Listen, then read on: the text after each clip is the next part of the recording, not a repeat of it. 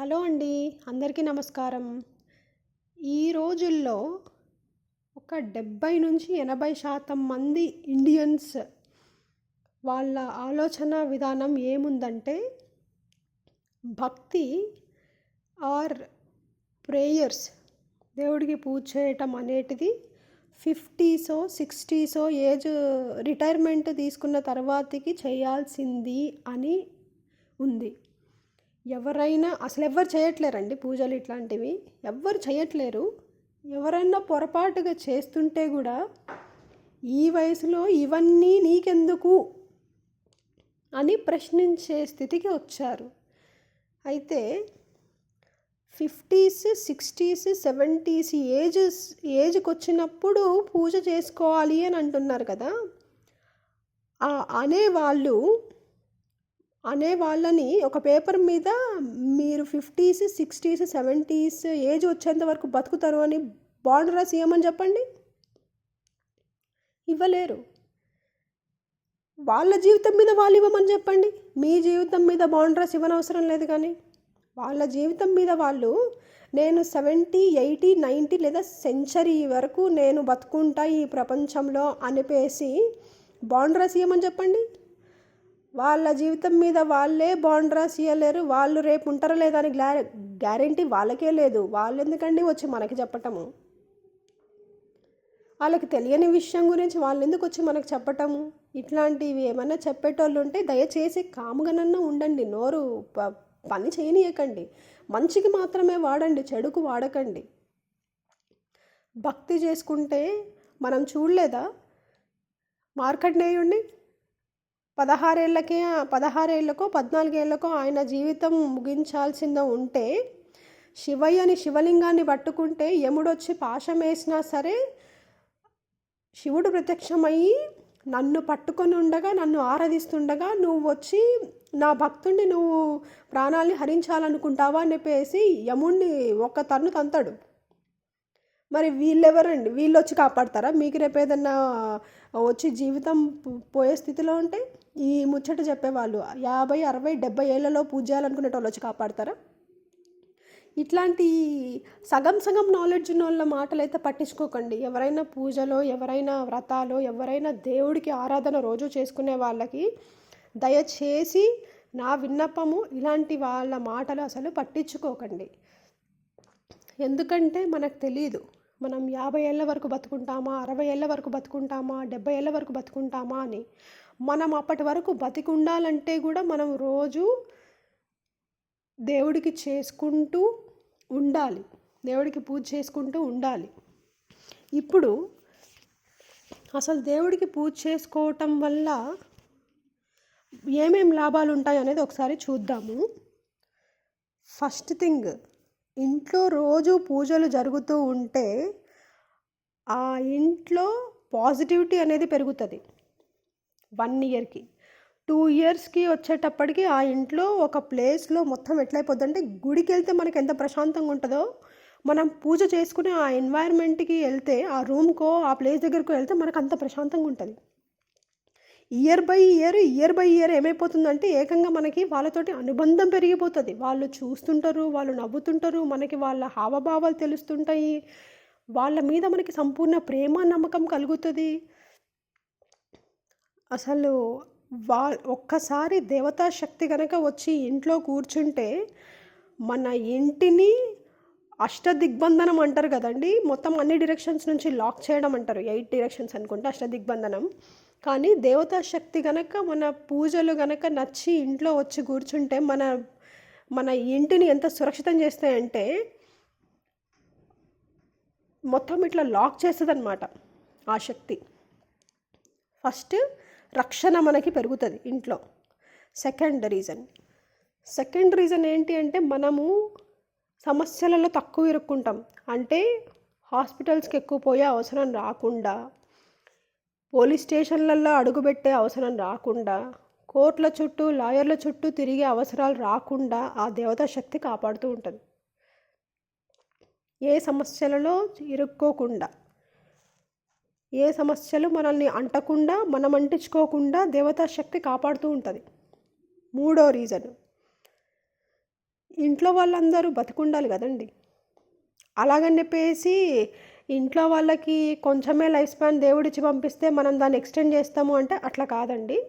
ఎవరికి వాళ్ళు భక్తి చేసుకునే వాళ్ళు సంపూర్ణంగా దేవుడి మీద నమ్మకం పెట్టి నాకు ఈ ఆయుష్ పెరగాలి, నేను ఇంకా ఇక్కడి వరకు బతకాలి అని అనుకుంటే మాత్రం తప్పకుండా వాళ్ళ ఆయుష్ అయితే పెరుగుతుందండి. మార్కండేయుడి జీవితమే దానికి ఎగ్జాంపుల్.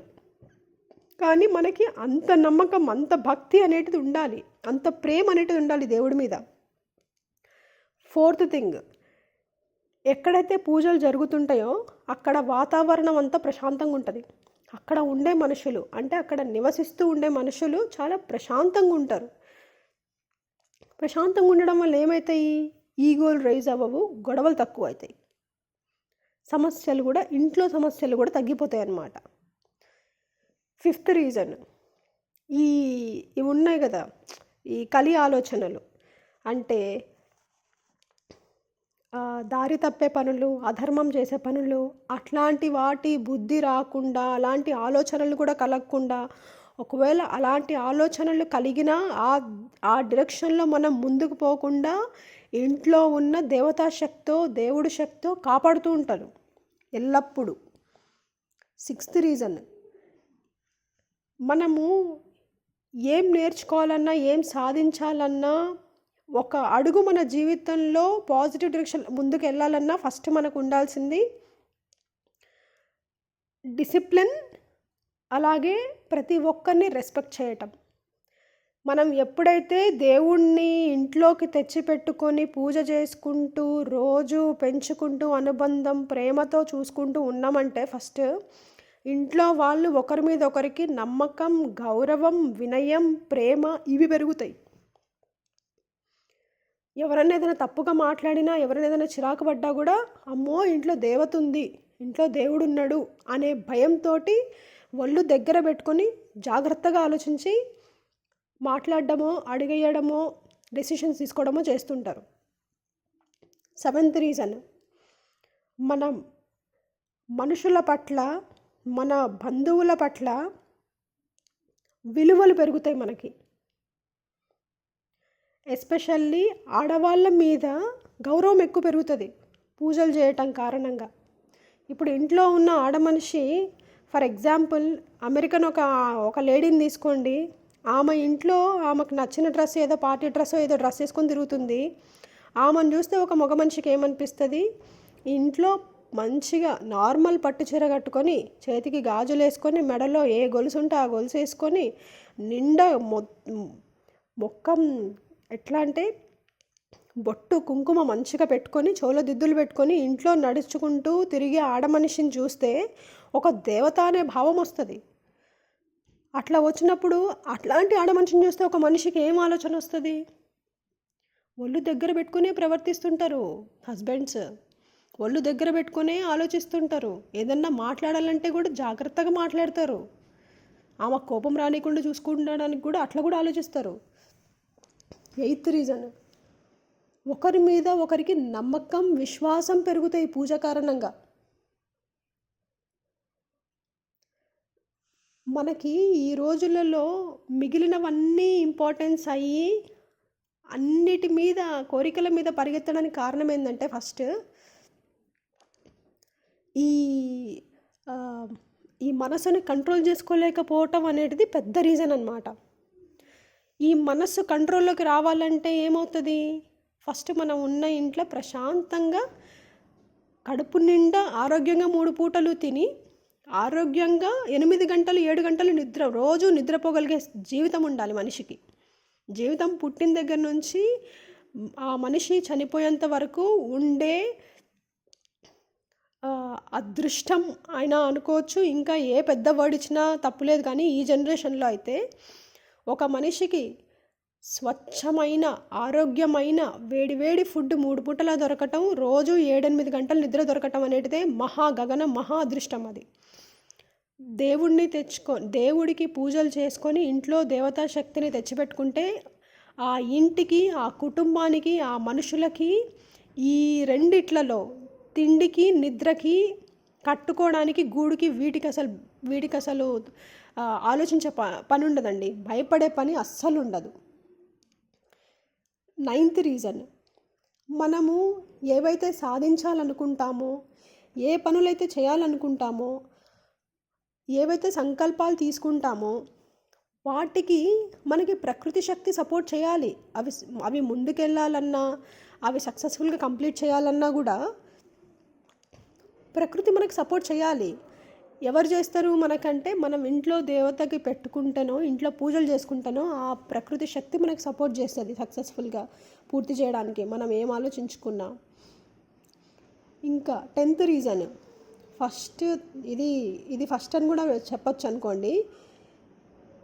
ఇంట్లో ఉన్న ప్రతి ఒక్కరూ ప్రశాంతంగా ఆనందంగా జీవిస్తుంటారు దేవత ఉంటే ఫస్ట్. ఇప్పుడు 11th రీజన్, జీవితంలో ఎలాంటి ఆటుపోట్లు వచ్చినా, ఎలాంటి సమస్యలు వచ్చినా, ఎలాంటి ఇబ్బందులు వచ్చినా, ఏమైనా కూడా మనము ధైర్యంగా స్థిరంగా నిలబడగలిగేటటువంటి హృదయము, దారి తప్పకుండా ఉండేటటువంటి ఆ నడవడిక వస్తాయి. 12th రీజన్, మనం ఎప్పుడైతే దేవతా శక్తి ఇంట్లో ఉంటుందో మనకి గొడవలు తక్కువ జరుగుతాయి. ఇంట్లో మాత్రమే కాదండి, బంధువులతోటి, చుట్టూ వాళ్ళతోటి, మనం చేసుకునే వ్యాపారంలో, మనం చేసుకునే ఉద్యోగంలో మనకి సంబంధాలు వాళ్ళతోటి బాగుంటాయి. ఇతరులతోటి మనం ఎవరితోటైతే మాట్లాడతామో, ఏ పనులైతే చేస్తామో అవి చకచకా కూడా త్వరగా కూడా జరిగిపోతూ ఉంటాయి. అలాగే 13th రీజన్, పూజ చేసుకునేందుకు మేజర్ రీజన్ ఏంటంటే మనిషి మనస్సు, ఆత్మ ఎప్పుడూ పవిత్రంగా ఉంటుంది, అలాగే ప్రశాంతంగా ఉంటుంది. అలాగే మనిషి ధర్మం గురించి ఆలోచిస్తాడు. ఏ ఆలోచన చేసినా, ఏ అడుగు వేసినా కూడా. అదే మనం పూజలు చేయలేదనుకోండి, పక్కనోడిని ముంచైనా పర్లేదు, వాడిని చంపేసైనా పర్లేదు, వాడిని ఏదైనా చేసేసైనా పర్లేదు, నాకు కావాల్సింది నేను తెచ్చుకుంటా అని వస్తుంది. ఎక్కడైతే భగవంతుడు ఉంటాడో అక్కడ కలి ఆలోచనలు, కలి నడవడిక, కలి ప్రభావం అనేటిది ఉండదు. ఎక్కడైతే కలి ఉంటాడో, కలి ఆలోచన, కలి ప్రవర్తన, కలి నడవడిక, అక్కడ దేవత ఉండదు. ఇవి 2 దారులు. ఈ దారులు అంటే మనం ఏదేదో చేసేసుకోవటం, ఏదేదో అయిపోవటం కాదండి. మనం చేయాల్సింది చేయకపోవటమే మనల్ని ఇంకొక దారికి తీసుకెళ్తుంది. మనము భక్తి, పూజలు, దేవుడు ఈ దారిని వదిలేసాం కాబట్టే మనం కలి దారిలో పడుతున్నాము, అధర్మం దారిలో పడుతున్నాము, చేయకూడని పనులు చేస్తున్నాము. అందుకే అన్ని సమస్యలని కోరి తెచ్చుకుంటున్నాము. మీకేమనిపిస్తుందో నాకు చెప్పండి.